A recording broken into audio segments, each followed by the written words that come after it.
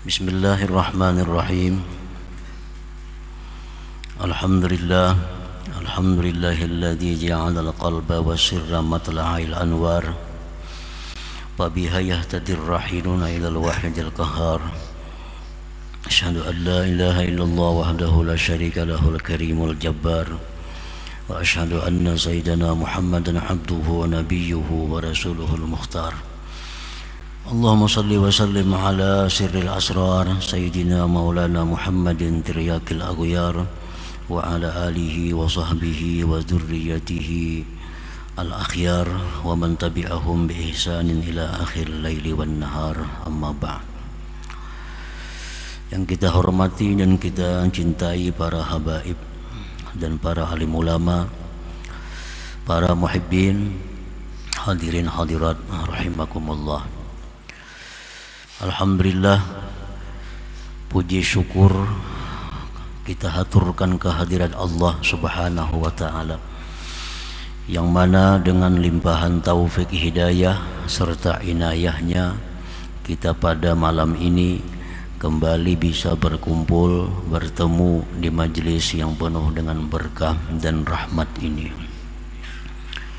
Salawat dan salam atas junjungan kita Rasulullah Nabi besar Muhammad sallallahu alaihi wasallam dan seluruh keluarga, para sahabat, zurriyat dan pengikut beliau sampai hari akhir nanti. Para muhibbin rahimakumullah, al-hikmatut tasihatu wal arba'un ba'dal mi'ati minal hikamil ataiyah. Qala al-imam Ahmad ibnu Athaillah as-Sakandari rahimahullah wa nafa'ana bi'ulumihi wa asrarih. Hikmah yang ke-149 dari Al-Hikamil Athaiyah. Berkata pengarangnya Imam Ahmad bin Athaillah as-Sakandari rahimahullah, matali'ul anwar al-qulubu wal asrar, yang artinya bermula tempat terbitnya cahaya-cahaya itu adalah hati dan asrar atau sir.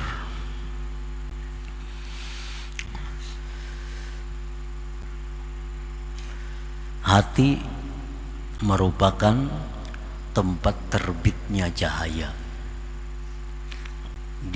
diumpamakan seperti langit itu tempat terbitnya matahari, bulan dan bintang. Itu ibarat di alam semesta ini. Sedangkan di dalam tubuh kita, hati itulah tempat terbitnya segala macam cahaya-cahaya.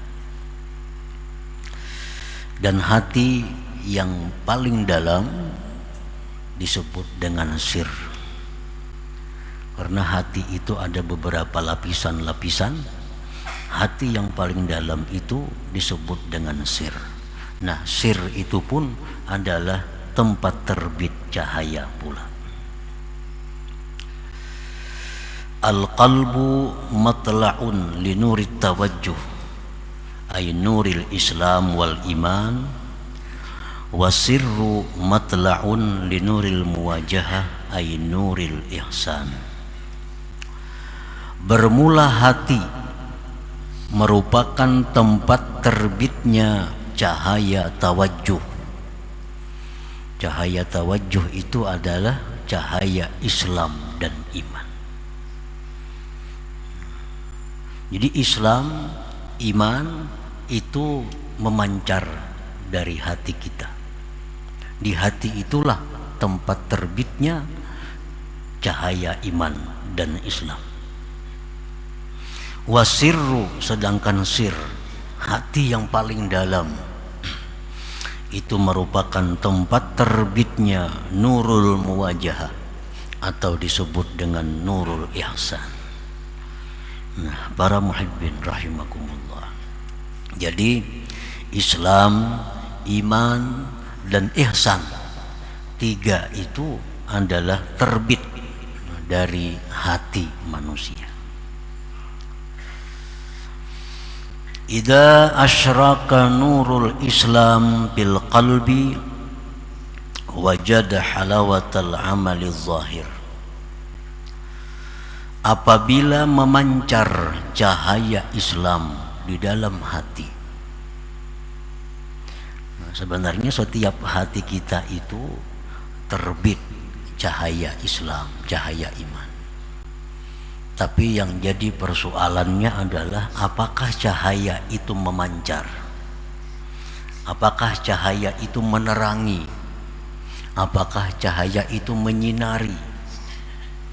Nah, apabila cahaya Islam terbit di dalam hati kita dan cahaya itu bersinar, nah cahaya itu memancar, maka seseorang itu akan mendapati, akan merasakan manisnya amal zahir. Kahalawatis shalah, seperti lezatnya sembahyang. Wa qiraatil Quran, seperti manisnya membaca Al-Quran. Wa zikri, lezatnya berzikir. Wa ghairiha, dan selainnya minal a'maliz zahirah, daripada amal-amal yang zahir. Nah, para muhibbin rahimakumullah, apabila kita merasakan sembahyang itu adalah lezat, apabila kita merasakan bahwa sembahyang itu satu kenikmatan, bila merasakan bahwa kita membaca Al-Quran itu menemukan ketenangan, kita berzikir menemukan ketentraman hati, nah itu pertanda bahwa nur Islam itu memancar di hati kita, memancar, menyinari. Nah, sebaliknya, apabila kita tidak merasakan nikmat, tidak merasakan kelezatan di dalam sembahyang, tidak merasakan manisnya membaca Al-Quran, tidak merasakan ketenangan bila berzikir, itu pertanda bahwa hati kita itu, cahaya Islam yang ada di dalam hati itu tidak bersinar. Tidak bersinar. Tidak bersinar itu bisa dimungkinkan karena kabut asap. Kan kada kelihatan bintang, bulan, padahal ada, pada terbit. Cuma karena kabut asap kada kelihatan cahaya. Bisa gerhana menutupi cahaya matahari, cahaya bulan, padahal bulannya terbit, mataharinya terbit. Nah, demikian pula cahaya Islam di dalam hati kita ini terbit sebenarnya. Cuma karena banyaknya asap, lalu cahayanya itu tidak menyinari apa-apa, tidak membuat terang. Nah, apabila cahaya Islam di dalam hati kita itu bersinar, maka manisnya ibadah-ibadah yang zahir itu akan kita dapatkan. Para muhibbin rahimakumullah, qala al-imam al-Hasanul Basri rahimahullah, tafaqqadul halawah bi thalathin. Carilah kelezatan, carilah kenikmatan di dalam 3 hal. Bis shalah, dalam sembahyang. Wa fil Quran, dalam Al-Quran.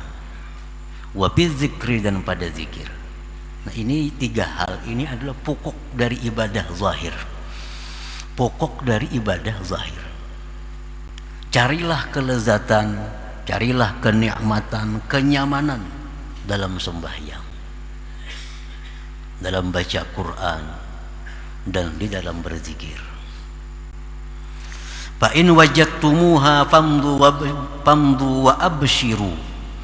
Bila kamu telah mendapatkan manisnya, lezatnya sembahyang, bila sudah mendapatkan manisnya, lezatnya baca Al-Quran, bila sudah mendapatkan lezatnya, tenangnya, tentramnya berzikir, maka berjalanlah kamu dan gembiralah kamu. Kalau kita dapat manis sembahyang, gembiralah kita. Kalau kita baca Quran lalu hati kita tentram, gembiralah kita. Ketentraman membaca Al-Quran itu tidak diperlukan paham maknanya. Banyak orang yang tidak paham makna Al-Quran, tapi begitu baca Quran hatinya tentram. Padahal kada tahu yang dibacanya itu apa maksudnya, kada tahu. Begitu dibaca Al-Quran dia menemukan kelezatan.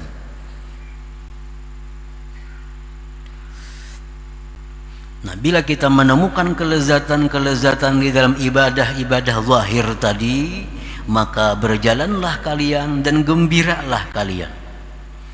Fa illam tajiduha, jika kalian belum mendapati manisnya zikir, tentramnya membaca Al-Quran, manisnya sembahyang, belum engkau dapatkan, fa'lamu, maka ketahuilah annal bab mughlaq, bahwa pintu ditutup oleh Allah Subhanahu wa ta'ala. Berarti hati kita ini ada cahayanya, ada Islamnya, ada imannya, tetapi tidak bersinar. Nah, tidak bercahaya, tidak memancar. Nah, para muhibbin rahimakumullah. Nah, itu yang pertama, nurul Islam, cahaya Islam. Wa idza asyraka nurul iman, apabila memancar cahaya iman, wajada halawatal amalil batin, dia akan mendapati kelezatan amal batin. Nah, kelezatan amal batin, kahalawatil ikhlas, seperti manisnya ikhlas. Begitu dia beribadah karena Allah, maka disitulah dia menemukan kelezatannya, ikhlas karena Allah itu. Begitu dia bersedekah dengan ikhlas, maka dia merasakan lezatnya beribadah itu ikhlas. Nah, ikhlas. Wasidqi, kejujuran hati, kejujuran hati. Warida, rida terhadap apa yang diberikan Allah kepadanya, dia ridha. Begitu dia ridha, dia merasakan kelezatan ridha itu. Wa ghairiha minal a'malil batinah, dan selainnya itu daripada amal-amal yang batin. Nah, itu pertanda bahwa nurul iman, cahaya iman itu bersinar. Cahaya iman itu menerangi tubuh kita ini. Nah, para muhibbin rahimakumullah. Jadi apabila cahaya Islam yang ada terbit di hati kita, cahaya iman yang terbit di hati kita, maka tidak ada ibadah yang kita rasakan melainkan adalah kelezatan, kenikmatannya. Wa idza asyraka nurul ihsan fi sirri, apabila bersinar cahaya ihsan di dalam sirnya, di dalam hatinya yang paling dalam, wajada halawatal musyahadah, maka dia akan merasakan manisnya musyahadah kepada Allah. Fayusyahidullaha fi kulli syai, maka dia bisa menyaksikan mata hatinya kepada Allah pada tiap-tiap sesuatu. Nah, apapun yang dilihat oleh matanya, maka hatinya menyaksikan Allah. Apapun yang didengar oleh telinganya, maka hatinya adalah musyahadah kepada Allah. Nah, ini apabila nurul ihsan bersinar di dalam hati seorang hamba. Para muhibbin rahimakumullah. Fayajidul muridu awalan halawatal amaliz zahir. Seorang murid itu pertama-tama dia merasakan manisnya amal zahir. Orang itu, seorang murid, seorang yang hendak, murid itu artinya orang yang hendak. Orang hendak pintar, murid. Orang hendak jaya, murid. Orang hendak kaya, murid. Orang hendak apa aja disebut murid. Tapi dalam istilah-istilah yang kita baca ini, bila murid itu artinya orang yang hendak mencapai tingkatan yang tertinggi dalam ma'rifatnya kepada Allah Subhanahu wa ta'ala. Orang yang hendak ma'rifat kepada Allah itu disebut murid. Nah, itulah istilahnya. Walaupun secara umum arti murid itu macam-macam, tapi yang khusus yang kita baca dalam kitab-kitab seperti ini, pengertian murid itu adalah orang yang hendak bagaimana dia bisa mendapatkan ma'rifat kepada Allah Subhanahu wa ta'ala. Seorang murid, orang yang hendak ma'rifat kepada Allah, pertama-tama dia merasakan manisnya amal zahir. Nah, ini dulu. Jadi si murid itu pertama yang didapatkannya adalah manisnya, lezatnya amal zahir. Sembahyang inya lezat, sembahyang inya nikmat,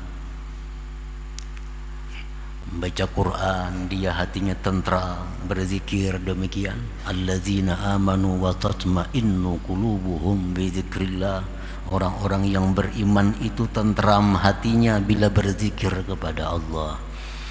Nah, murid itu pertama itu yang mesti dilaluinya. Itu murid yang kelas 1 artinya. Murid kelas 1 itu dia merasakan bahwa nikmatnya, lezatnya amal-amal zahir. Pertanda bahwa nurul Islam di dalam hatinya bersinar, memancar. Sembahyangnya nyaman, baca Qur'annya nyaman, bila berzikir itu dia nikmat. Nah, ini pertanda bahwa kita sudah masuk dalam murid. Masuk dalam murid. Nah, apabila manisnya amal yang zahir ini belum kita rasakan, manisnya amal zahir belum kita dapatkan, nah kita belum sampai kepada tingkatan murid. Belum sampai kepada tingkatan murid angkatan pertama atau murid yang kelas 1 itu. Karena yang didapat itu pertama-tama adalah nikmatnya sembahyang. Artinya bila mana dia menemui kesusahan-kesusahan di dalam hidupnya, dibawanya sembahyang, hatinya nyaman. Nah, dia menemui masalah-masalah yang banyak yang dihadapinya, dibawanya berzikir, tentram. Nah, itu sudah menunjukkan bahwa orang ini sudah murid. Artinya sudah ada pancaran cahaya Islam di dalam hatinya. Summa halawatal amalil batin. Kemudian sesudah itu dia rasakan manisnya amal batin. Nah, summa itu menurut dalam bahasa nahu litarahi, artinya perlu waktu yang panjang. Summa, kemudian. Ini bahasa Arab nahu itu fa itu kemudian juga artinya, tapi itu cepat. Ja'a Zaidun fa amrun. Datang Zaid, kadalawas datang Amar. Fa amrun. Kalau ja'a Zaidun, datang Zaid, summa amrun, bisa seminggu hanya datang si Amar ini. Summa itu waktu panjang. Nah, jadi untuk naik tingkatan seorang murid daripada merasakan manisnya amal zahir sampai dia bisa merasakan manisnya amal batin, itu perlu waktu yang cukup panjang. Summa. Mungkin beberapa waktu dia rasakan lebih dahulu manisnya sembahyang, lezatnya berzikir, lezatnya puasa, lezatnya segala macam amal-amal zahir. Nah, sudah itu mantap dirasakannya, dia akan diberi Allah langkah yang kedua, yaitu merasakan manisnya amal batin. Bagaimana nikmatnya dia ikhlas beramal, bagaimana nikmatnya dia ridha menerima hukum Allah, menerima ketetapan daripada Allah, bagaimana dia manisnya berharap kepada Allah, bagaimana dia manisnya berpegang atas Allah. Nah, itu semua adalah amal-amal batin. Nah, ini sudah tingkatan yang kedua. Summa halawatal musyahadah. Nah, summa lagi. Summa artinya kemudian dalam waktu yang cukup lama dia akan bisa merasakan manisnya musyahadah kepada Allah itu. Nah ini sudah tingkatan yang disebut tingkatan ujung atau akhir perjalanan seseorang murid tadi. Jadi kada akan bisa seseorang itu sampai kepada lezatnya musyahadah kalau dia belum merasakan lezatnya ibadah zahir, lezatnya ibadah batin itu. Nah, para muhibbin rahimakumullah, la yashruku nurun fil qalbi idza kana al qalbu birrazaili mashhuna. Tidak akan memancar cahaya Islam, cahaya iman di dalam hati bila mana hati itu dengan hal-hal yang kotor penuh.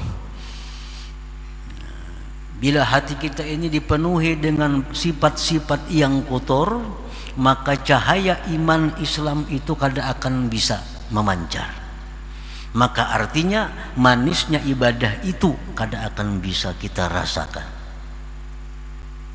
Contohnya yang kotor-kotor di dalam hati kita ini kahubbid dunia, seperti mencintai dunia.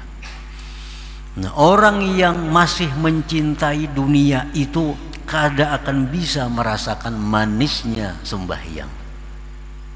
Kenapa sebabnya? Karena pikirannya dunia. Orang yang hubbud dunia, mencintai dunia itu kada akan bisa manisnya, merasakan manisnya baca Quran. Paling mampu sajus sehari, paling kawal belum puasaan juga. Bisa-bisa kada mampu sajus sehari, karena begitu pahitnya Al-Quran di hati orang yang hubbud dunia itu. Wazikir, manisnya zikir, kada akan dapat manis zikir kalau hati kita dipenuhi oleh kecintaan kepada dunia ini. Wahubbil jah, suka kedudukan, kepangkatan. Warriasah, suka kepemimpinan. Nah, orang ini dalam hatinya ingin agar jadi pemimpin. Orang yang ingin dalam hatinya agar punya kedudukan yang tinggi. Orang yang di dalam hatinya ingin mencapai dunia sebanyak-banyaknya. Nah, orang-orang seperti ini hatinya dipenuhi dengan hal-hal itu, maka cahaya iman, cahaya Islam kada akan memancar dari hatinya itu. Nah, para muhibbin rahimakumullah, wa ghairiha min ma'asil qalbi, dan yang selain daripada itu, daripada maksiat-maksiat yang ada di dalam hati. Kal hikdi, seperti dendam. Nah, orang yang dendam kada akan bisa merasakan manisnya ibadah. Apalagi wal hasadi, orang yang dengki kada akan bisa merasakan manisnya ibadah. Wa iradati syarr lil ghair, orang yang menghendaki kejahatan kepada orang lain, itu pun kada akan bisa dapat manisnya ibadah. Orang yang menghendaki jahat orang lain, dia menghendaki orang lain itu rugi, dia menghendaki orang lain itu susah, dia menghendaki orang lain itu sengsara. Dia hanya menghendaki dirinya yang makmur, hanya dirinya yang beruntung, hanya dirinya yang menang. Nah, ini ngarannya adalah menghendaki kejahatan kepada orang-orang lain. Nah, ini sifat-sifat yang tercela di dalam hati kita. Bila hati kita ada berkehendak untung, hanya kita, orang lain rugi, nah ini sudah iradatus syarr, menghendaki kejahatan kepada orang lain. Yang penting seorang untung, orang lain kayak apa kada tahu urusannya. Nah, ini ngarannya sudah mementingkan diri sendiri. Itu termasuk ma'asil qalbi, maksiat dalam hati kita. Para muhibbin rahimakumullah. Nah, jadi sifat-sifat itu, sifat-sifat yang tersebut tadi, itulah yang menyebabkan cahaya-cahaya itu kada bisa menyinari hati kita, kada bisa menyinari anggota tubuh kita, sehingga segala ibadah yang dipardukan, yang disuruh oleh Allah itu terasa berat untuk kita laksanakan, terasa susah melaksanakan ibadah kepada Allah karena hati kita dipenuhi itu tadi. Akibatnya cahaya iman, cahaya Islam kada bisa menerangi. Qala Wahb bin al-Wardi wa qad su'il ayajidu lazzatat ta'ah may ya'si. Wahab Ibnul Wardi sungguh ditanya orang, apakah bisa mendapatkan lezatnya taat orang yang maksiat itu?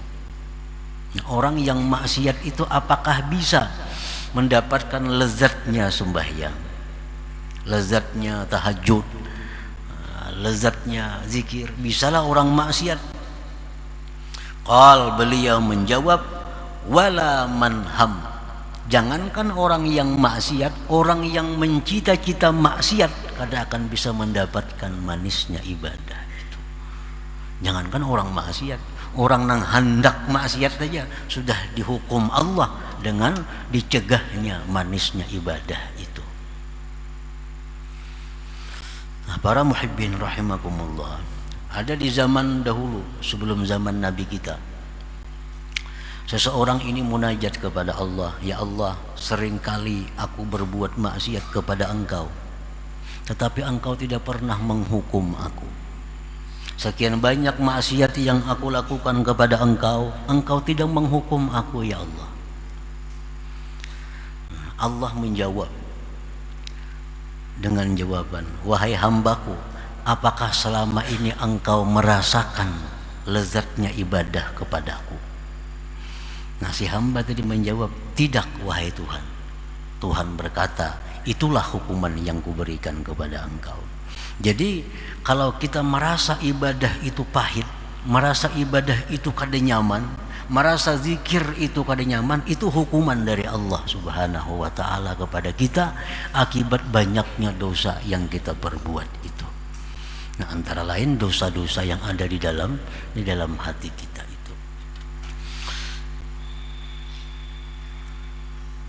Kama la yashruqus samsu wal qamar idza kana maksufain, sebagaimana tidak bersinar matahari dan bulan bila mana keduanya itu gerhana. Bulan purnama itu terang, tapi dapatnya gerhana malam gelap gulita. Matahari yang begitu terang benderang, kalau dapatnya gerhana siang bisa jadi malam. Nah, ini gerhana ini luar biasa. Makanya Allah Subhanahu wa ta'ala memerintahkan melalui Nabi kita, kalau ada gerhana-gerhana itu kita disuruh sembahyang. Sembahyang gerhana matahari bulan, sembahyang gerhana bulan, gerhana matahari, sembahyang.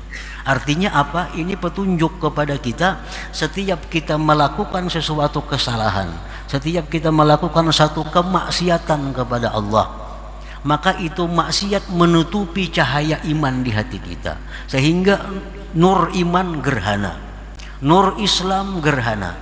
Nah, itu Allah menyuruh agar kita sembahyang tobat, kita tobat kepada Allah Subhanahu wa ta'ala. Nah, maka cahaya itu akan hilang sedikit demi sedikit yang menghalangi cahaya itu. Jadi dalam syariat kita ada sembahyang gerhana bulan, ada sembahyang gerhana matahari. Itu intinya adalah isyarat bila kita melakukan dosa berarti kita gerhana. Nah, sembahyanglah dengan sembahyang tobat kepada Allah Subhanahu wa ta'ala. Kama la yashruqus samsu wal qamar idza kana maksufain, seperti demikian tidak bersinar matahari dan bulan bila mana keduanya itu sedang gerhana. Qala Rasulullah sallallahu alaihi wasallam, thalathun man kunna fihi wajada halawatal iman. Rasulullah bersabda, ada 3 perkara, barang siapa yang 3 perkara itu ada pada dirinya, maka dia akan merasakan manisnya iman, dia akan merasakan manisnya ibadah bila 3 perkara ini ada dalam diri kita. Pertama, ayyakunallah wa rasuluh ahabba ilaih mimma siwahuma, bila mana Allah dan Rasul yang paling dia cintai kepada dirinya daripada selain keduanya. Bila orang menempatkan Allah dan Rasul itu sebagai cinta, sebagai sesuatu yang dicintai yang paling utama, Orang ini menyatakan bahwa Allah dan Rasul itulah yang paling dicintainya dalam dirinya.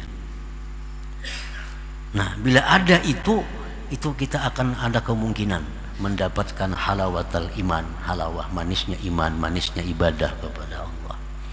Nah, cinta kepada Allah, cinta kepada Rasul itu bukan melarang kita mencintai anak, istri, keluarga dan lainnya. Tetapi sebaliknya, bahwa cinta kepada anak, cinta kepada istri, cinta kepada yang lainnya itu merupakan bagian daripada cinta kepada Allah dan Rasulnya. Asalkan cinta kepada mereka itu tidak melebihi daripada cinta kepada Allah Subhanahu wa ta'ala. Kita cintai anak kita sesuai dengan tuntunan Allah. Kita cintai mereka, itu adalah bagian dari cinta kepada Allah. Kita cintai istri kita, cintai suami dengan tuntunan Allah, maka mencintainya itu bagian dari mencintai Allah. Cintai kedudukan, cintai harta, tapi dengan tuntunan Allah, maka itu bagian daripada cinta kepada Allah. Allah tidak melarang kita cinta dunia, asalkan dunia yang kita cintai itu adalah bulghah, bekal kepada akhirat. Tapi Allah melarang kita mencintai dunia kalau dunia itu membawa kita kepada neraka. Mencari kekayaan dari jalan yang haram, menggunakan kekayaan kepada jalan yang haram. Nah, ini Allah melarang kita mencintai dunia seperti itu. Tapi kalau dunia yang menjadi bekal kita ke akhirat itu kita cintai, itu bagian daripada cinta kepada Allah dan Rasul. Jadi jangan dipaham orang cinta lawan Allah lawan Rasul itu kada tahu di duit lagi, kada tahu di bini lagi, kada tahu bukan itu maksudnya. Cintailah anak, cintailah istri, suami, kawan dan lain-lainnya sesuai dengan tuntunan Allah. Maka itu bagian cinta kepada Allah dan Rasulnya. Tapi kalau mencintai membabi buta, nah itu bertentangan dengan cinta kepada Allah Subhanahu wa ta'ala. Melanggar yang haram asal mengabulkan hajat bini, melakukan yang haram asal mengabulkan hajat anak, memperbuat yang haram asal mengabulkan hajat kawan. Nah, ini yang bertentangan dengan Allah Subhanahu. Mencintai seperti itu yang dilarang oleh Allah. Yang kedua, wa ayyuhibbal mar'u wa ayyuhibbal mar'a la yuhibbuhu illa lillah, bahwa dia cinta kepada seseorang dan dia tidak cinta kepada orang itu melainkan karena Allah. Dia mencintai seseorang cintanya karena Allah. Bagaimana kita mengetahui bahwa cinta kita itu karena Allah? Bisa kita ketahui dengan alamat, dengan tanda bahwa kebaikan, kejahatan orang itu kepada kita tidak merubah cinta kita kepadanya. Nah, itu berarti cinta kita karena Allah. Bila orang itu baik, cinta kita bertambah. Bila orang itu kurang baik, cinta kita menurun. Itu menunjukkan cinta kita bukan karena Allah. Nah, itu mengetahui cinta kepada seseorang yang cintanya karena Allah. Ini membantu kita, kadang membantu kita, tetap hati kita sayang lawan inya. Nah, itu cinta kita karena Allah. Bila sebaliknya, bila membantu, hati kita tambah cinta. Bila kada hira-hiran, hati kita pindah kurang cinta. Nah, ini sudah kada karena Allah cintanya. Nah, bila cinta karena Allah, itu kita akan mendapatkan manisnya iman. Yang ketiga, wa ayyakraha ayyauda bil kufri kama yakrahu ayyuqdhafa finnar, bahwa dia benci kepada kekafiran. Dia benci kepada kekafiran sebagaimana dia bencinya bahwa dia diluntarkan ke dalam api neraka. Nah, tiga hal itu ada pada diri kita. Rasulullah menjamin kita akan merasakan manisnya iman itu. Nah, para muhibbin rahimakumullah, kemudian hikmah yang ke-150 insyaallah taala. Ila hadratin Nabi sallallahu alaihi wasallam, al-Fatihah.